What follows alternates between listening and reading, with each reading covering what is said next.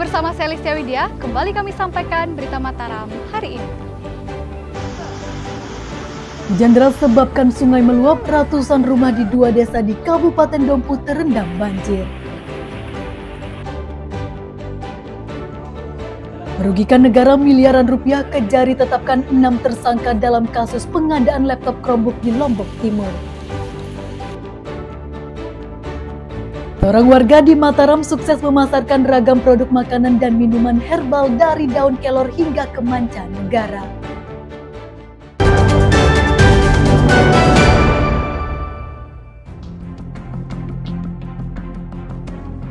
Seorang pemuda bernama Eka Saputra 19 tahun diringkus unit Satuan Reserse Kriminal Polsek Narmada karena diduga menjamret seorang pemotor di Jalan Raya Desa Dasan Tereng. Tersangka yang beraksi bersama rekannya memepet korban kemudian merampas tas korban dengan memotong talinya menggunakan pisau. Polisi menangkap tersangka di rumahnya di Desa Montong Are kurang dari 24 jam dari hasil pelacakan plat motornya. Dari tangan tersangka, polisi menyita tas berisi 2 unit ponsel, pisau, dan sepeda motor sebagai barang bukti.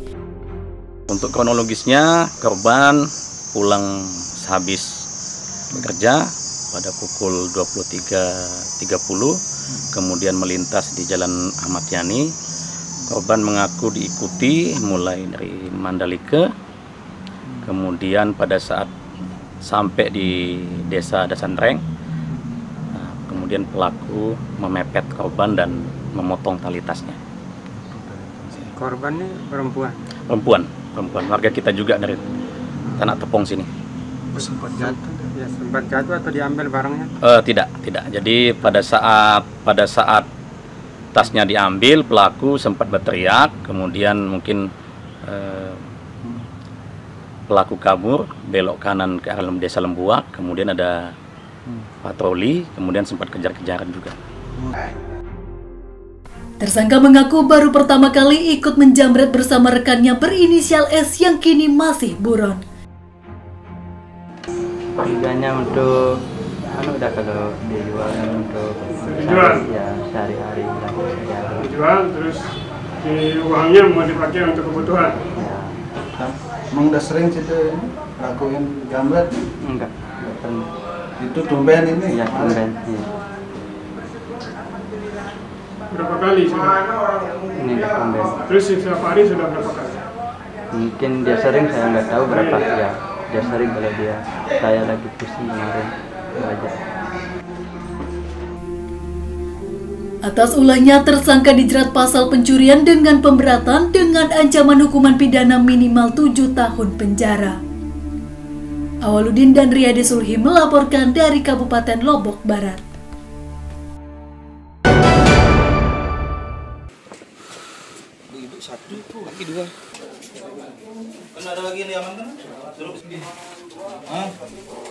Seorang pemuda berinisial HB diringkus Satuan Reserse Narkoba Polresta Mataram karena diduga mengedarkan narkotika di lingkungan tempat tinggalnya. Tersangka ditangkap di rumahnya di lingkungan Karangbagu saat sedang tertidur, diduga usai mengonsumsi narkoba. Dari tangan tersangka, polisi menyita 1,36 gram sabu-sabu dan sebuah ponsel sebagai barang bukti. Dari hasil pemeriksaan, HB merupakan residivis yang pernah dihukum karena mengedarkan narkotika pada tahun 2017 lalu. Yang bersangkutan kami amankan pada saat kami dari Polresta Mataram melakukan penggerbekan terhadap kampung rawan narkoba Karangbagu. Identitas orang yang kami amankan adalah inisialnya HB.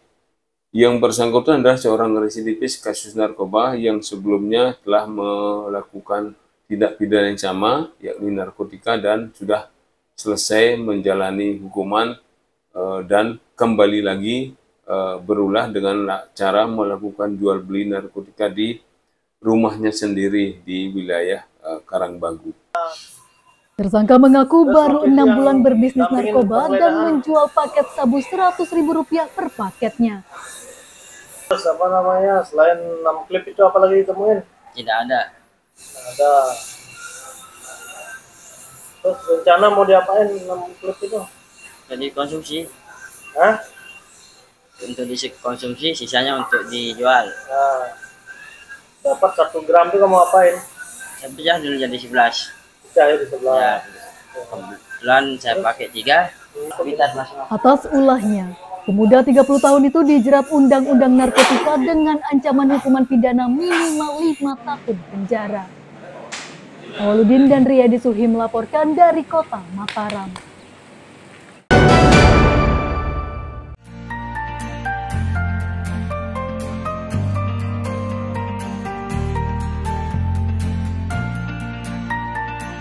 Beragam cara bisa dilakukan untuk mengolah daun kelor menjadi bernilai ekonomis. Salah satunya seperti yang dilakukan UMKM di Kecamatan Sandubaya, Kota Mataram, yang sukses mengolah kelor menjadi aneka produk yang bernilai jual. Berangkat dari literasi yang dipelajari di media sosial dan buku kesehatan, warga bernama Nasrin berhasil mengolah daun kelor menjadi ragam minuman dan makanan yang digemari hingga mancanegara. Di tangan Nasrin, daun kelor yang dahulunya hanya dikenal sebagai tanaman rumahan, diolah menjadi komoditas bernilai ekonomi tinggi seperti teh, makanan ringan, hingga produk kosmetik. Didukung oleh peralatan yang higienis serta teknik pengemasan yang modern, produk herbal ini kini banyak dipesan para pecinta herbal di sejumlah daerah. Tak hanya dijual ke sejumlah kota besar di Pulau Jawa dan Bali, kini olahan daun kelor miliknya juga dikirim ke 30 negara di Asia dan Eropa. Bagi Nasrin, olahan daun kelor sangat cocok digunakan oleh warga yang ingin hidup sehat karena mengandung kalsium dan protein yang tinggi serta vitamin yang baik bagi tubuh. Teh kelor menjadi salah satu merchandise daripada kegiatan G20. Nah, yang selanjutnya untuk ekspor kita udah mengirimkan ke 30 negara sampel-sampel produk kita. Yang baru kemarin itu yang mesan itu ada dari Turki, sudah ada dari Singapura, ada dari Swedia, kita ke Jepang, dan 2 Agustus kemarin kita kirim ke Belanda sama ke Spanyol. Nah, ini kita lagi menunggu ada pesanannya juga dari berbagai negara yang volumenya besar, tapi kita dalam proses untuk negosiasi untuk menyatukan konsep-konsep bagaimana proses pengirimannya, harganya, dan seterusnya. Olahan minuman dan makanan dari daun kelor ini dijual dengan harga yang cukup terjangkau, mulai Rp2.000 hingga ratusan ribu rupiah per kemasannya. Selain menjadi salah satu produk yang mampu meningkatkan ekonomi, kesuksesan Nasrin mengolah daun kelor lokal menjadi ragam produk membuktikan bahwa produk lokal dapat bersaing di pasar internasional. Hairul Amri dan Riyadi Sulhi melaporkan dari Kota Mataram.